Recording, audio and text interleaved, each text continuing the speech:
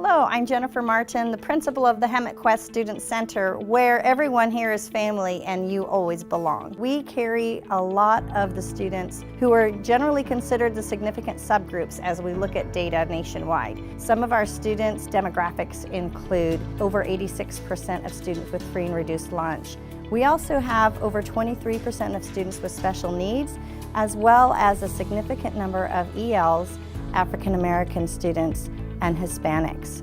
We serve a great community and a very rich community.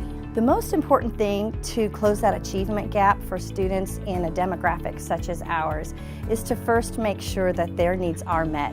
When students are hungry, they can't perform well, they get frustrated easily. Students need the basic essentials in order to feel successful.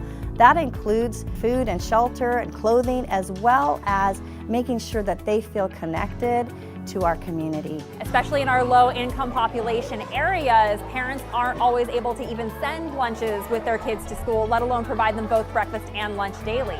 For students in low-income areas, school meals are sometimes the only meals they have during a school day.